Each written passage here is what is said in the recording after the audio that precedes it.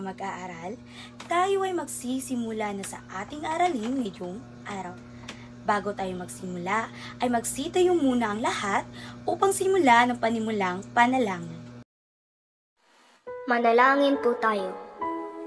Panginoon, maraming salamat po sa binigay ninyong pagkakataon upang kami ay matuto. Gabayan mo po kaming lahat upang malinang ang aming isipan at maunawaan ng lubos ang mga leksyon na ituturo sa amin. Pagpalain niyo po ang aming mga guro sa matiyagang pagtuturo at pag-aatid sa amin ng mga leksyon sa araw-araw. Maraming salamat po, Panginoon. Ikaw po ang aming sandigan at lakas. Amen. Bago kayo umupo, ay pakipulot muna ang mga kalat sa ilalim ng inyong upuan at pakiayos ng hanay ng inyong upuan. Panatiliin natin ang kaayusan ng ating silid-aralan. Class Bidol, may lumiban ba sa klase natin ngayon? Magaling at walang lumiban sa klase natin ngayon. Bago tayo tuluyang magsimula sa ating talakayan, may mahalagang sinusunod tayong gabay sa loob ng silid-aralan upang maging maayos, tahimik at epektibo ang ating pagkatuto.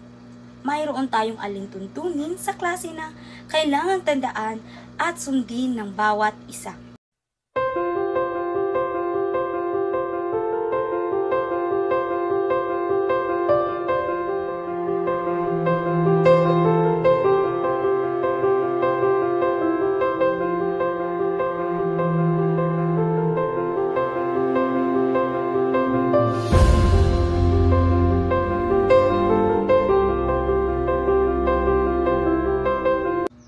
Bago nating talakayin ang bagong paksa, balikan muna natin ang ating tinalakay noong nakaraang pagkikita. Ano ang ating itinalakay noong nakaraang pagkikita? Tama! Ang ating naging paksa ay tungkol sa komunikasyon. Ngayon, sino ang makapagbahagi? Ano nga ba ang komunikasyon?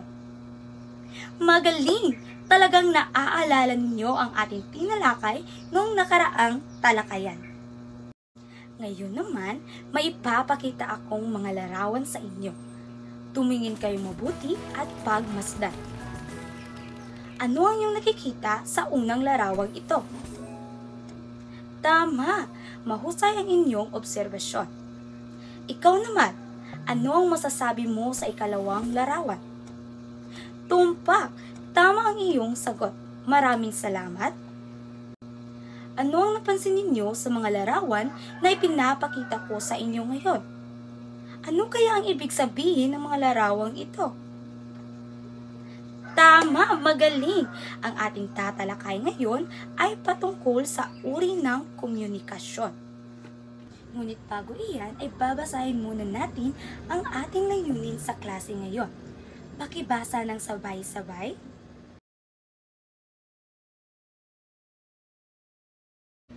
May dalawang uri ng komunikasyon.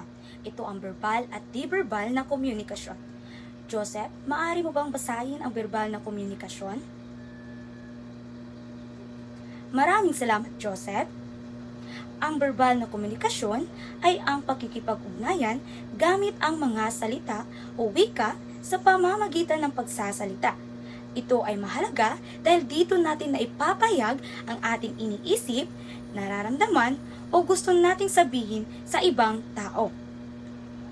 Ginagamit natin ito sa pang-araw-araw na buhay kapag tayo ay nakikipag-usap. Komunikasyon ay ang pagsabi ng magandang umaga po ma.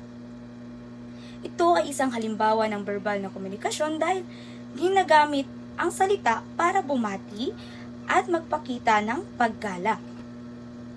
Pangalawang halimbawa, anong oras ang pasok natin bukas? Ito ay isang halimbawa rin ng verbal na komunikasyon dahil ginagamit ang wika para magtanong at humingi ng impormasyon. Pwede rin nating sabihin na kapag may sinasabi tayo, gamit ang ating bibig at wika kahit maiksi lang, basta't may mensaheng na ipaparating, iyon ay verbal na komunikasyon. Naintindihan niyo ba ang verbal na komunikasyon? Mabuti! Ngayon dyan, maaari ka bang magbigay ng halimbawa ng verbal na komunikasyon? Magaling! Iyan ay isang mahusay na halimbawa. Dumako naman tayo sa di-verbal na komunikasyon. Sino ang gustong bumasa ng kahulugan? Sige, Mariel. Maraming salamat, Mariel. Ang di-verbal na komunikasyon ay ang paraan ng pagpaparating ng mensahe hindi sa pamamagitan ng salita, kundi sa pamamagitan ng kilos ng katawan, ekspresyon ng muka, galaw ng kamay o tono ng boses. Kahit hindi tayo magsalita, naipapakita pa rin natin ang ating nararamdaman o iniisip.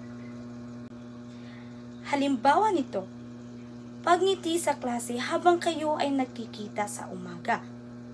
Ito ay di-verbal na komunikasyon dahil hindi ka nagsasalita pero pinapakita mo ang pagiging magalang at masaya sa pamamagitan ng inyong ngiti.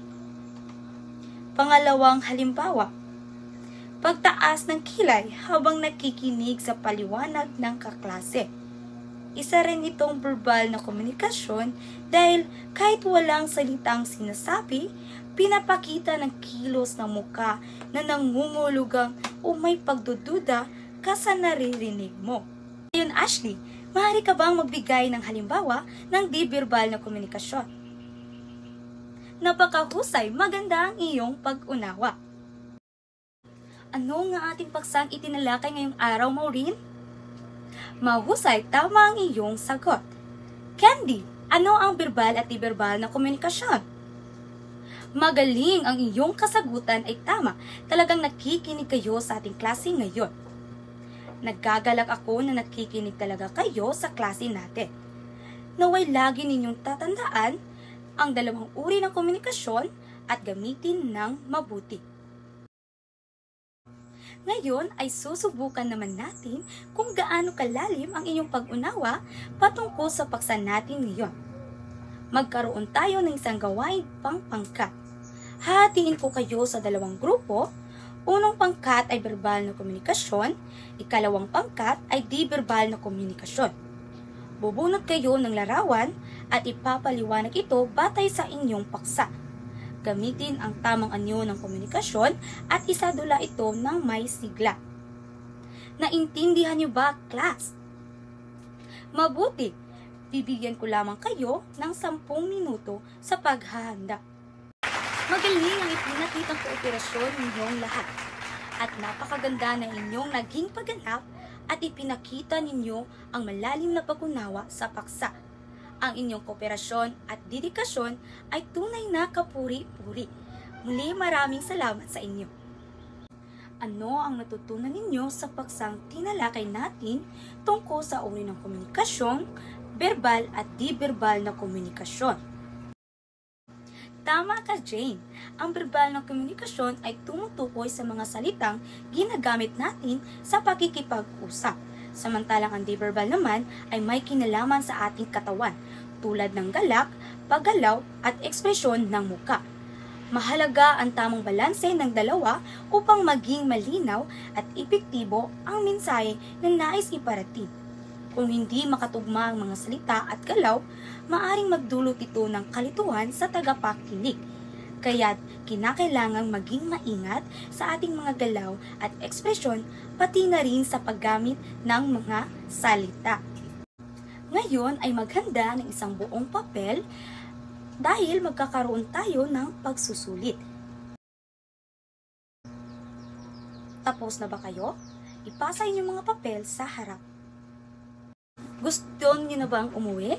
Ngunit bago iyan ay may ibibigay ako na takdang aralin na babaunin ninyo sa inyong bahay. Bilang takdang aralin, kumuha ng isang buong papel at magbigay ng tig-10 halimbawa ng verbal at di-verbal na komunikasyon. Ipaliwanag kung paano ito ginamit sa pang-araw-araw na buhay. Ipapasa ito sa susunod na pagkikita. Maraming salamat mga mag-aaral, naway mas lalo ninyong mauunawaan ang kahalagaan ng wasto at epektibong komunikasyon. Paalam hanggang sa muli!